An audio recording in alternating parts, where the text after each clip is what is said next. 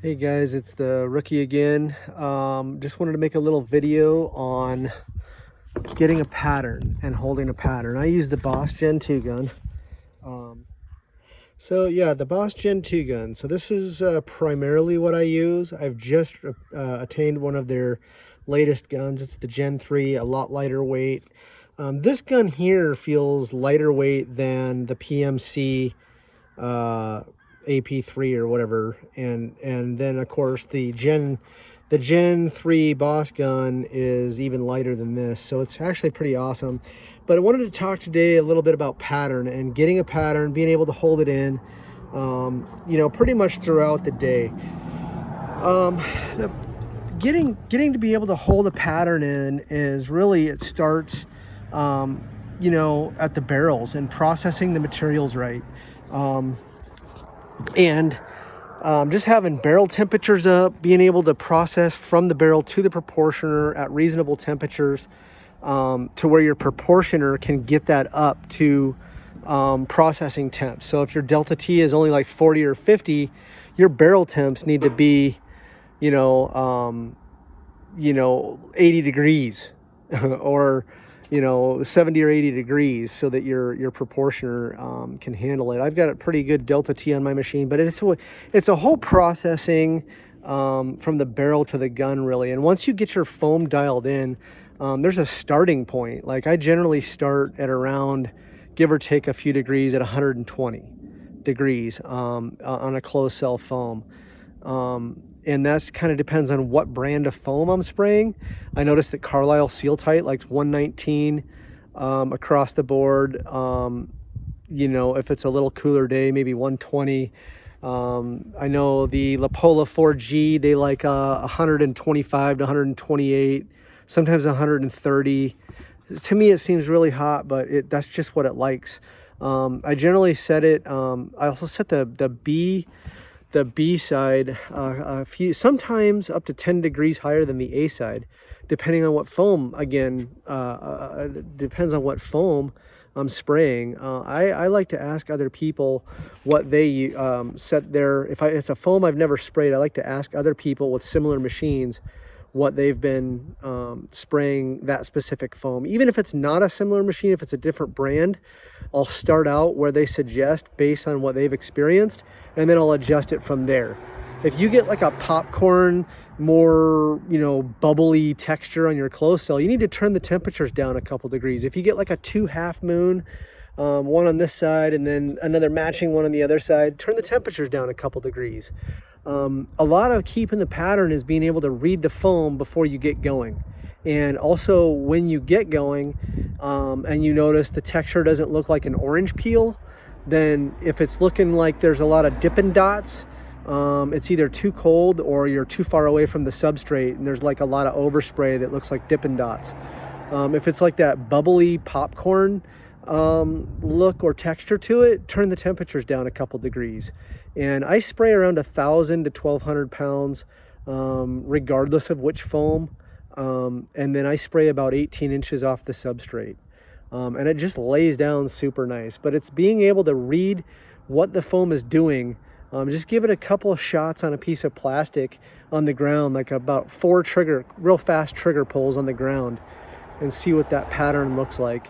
But everything has to do with like temperatures and pressures. Every day is going to be different. If it's a cold day, let's say it's 60 degrees, you're going to set your temperatures different on a 60 degree day than you are on a 90 degree day. It depends on what material you're spraying. It depends on what pressures you're set at too. And sometimes if you're drilling out a lot, try turning up the air pressure just a little bit. That seems to help. I've noticed the Geico 1 Pass, that seems like be a really easy foam to spray. And when I go to drill out, there's nothing really in there to really drill out. I mean, it just, you kind of check it and see what's going on. Sprayed it yesterday and the pattern seemed to have, it just held up all day long.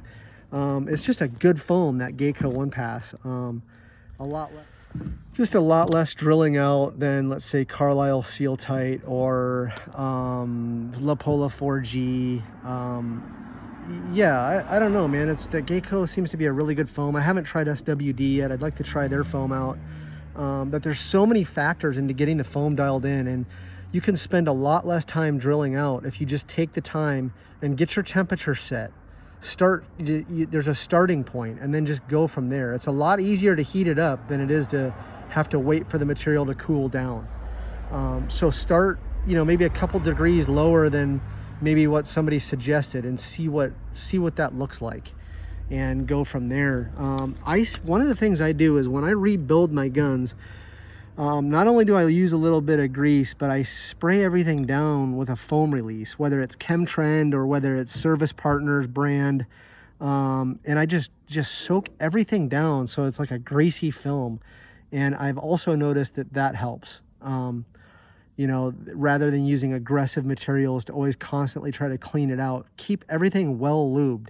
Maintain your gun, dude. Keeping this thing clean is gonna save you headaches.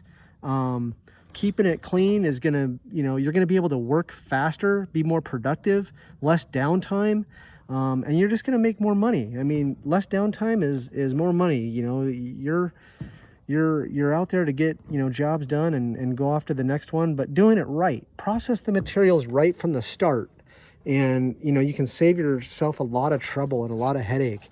I mean, even having temperatures set, accordingly. I mean, just, processing like in the mixing chamber. Like if you're not having a good pattern, you're not, that material is probably not mixing correctly in that chamber.